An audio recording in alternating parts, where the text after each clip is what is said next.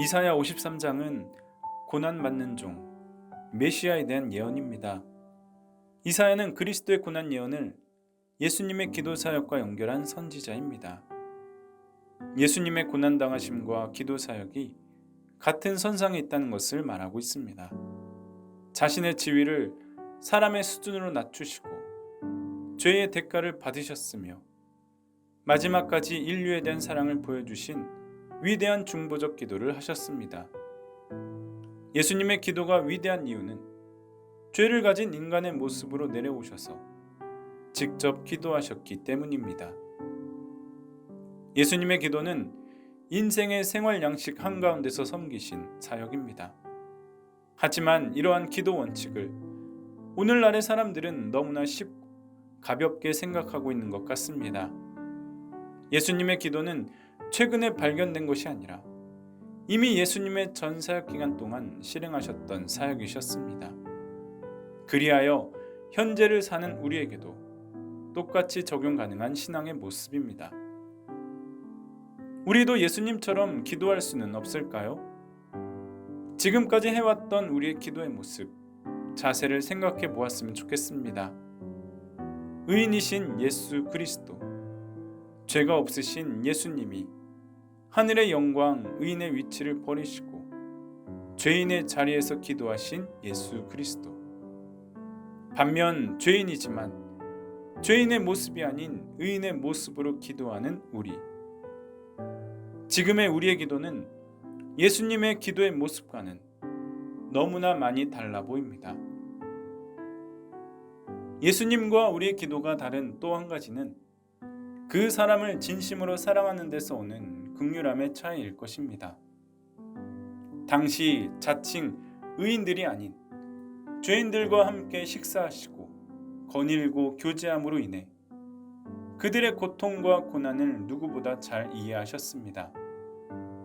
때문에 그분의 기도는 간절할 뿐만 아니라 치유와 회복의 능력이 충분했습니다. 십자가상에서도 온몸으로 고통을 맞으며 감내하셔야 하는 상황에서도 아버지, 저들을 사하여 주옵소서라는 말은 마지막까지 인류에 대한 사랑, 인류의 죄사함을 구한 간절한 기도입니다. 그래서 예수님의 기도는 사람이 가질 수 없는 강력한 사랑의 기도가 될 수밖에 없었던 것이죠. 만약 예수님께서 사람의 모습, 죄인으로 오시지 않았다면 현재 우리는 어떤 모습으로 살아가고 있었을까요? 현재를 사는 우리의 기도를 돌아보았으면 좋겠습니다. 만약 우리도 예수님의 기도로 돌아간다면 우리의 기도는 지금보다 훨씬 강력해질 것입니다. 우리는 늘 누군가로부터 기도 요청을 받을 때가 있습니다. 기도 부탁을 받고 처음 얼마 동안은 열심히 기도하다가 이내 잊어버릴 때가 많죠. 세상살이에 바쁘다 보니 그럴 수 있다고 생각합니다. 그만큼 누군가를 위해 끝까지 기도한다는 것은 참으로 쉽지 않은 일이죠. 예수님의 기도처럼 한다는 것 또한 더더욱 어려운 일입니다.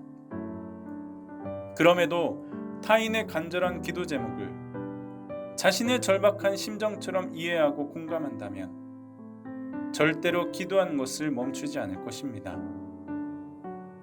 최근 몇 년 사이 코로나로 인해 교회 상황은 이전과 많이 달라졌습니다. 누군가를 전도하는 것은 더더욱 어려워졌고요. 교회를 향한 세상의 시선이 과거와 달라졌음을 느끼게 됩니다. 예수님의 기도, 이때를 위함이 아닐지 생각하게 됩니다. 자신을 위해 그리고 누군가를 위해 기도할 때 한번 예수님의 기도를 생각했으면 좋겠습니다. 혹 다른 이들과 거리를 두며 기도하고 있지는 않은지 돌아보기를 바랍니다. 그 사람이 누구이든 마음속으로 끝까지 품으셨던 예수님 마음 담기를 주저하지 않기를 바랍니다. 그렇게 기도한 후 타인을 향한 전도할 마음과 기회를 주신다면 복음을 전할 수 있다고 생각합니다. 그때 우리 이웃들은 진실한 기도자의 마음, 그 안에 계신 사랑의 예수님의 음성을 듣고 마음을 열게 될 것입니다.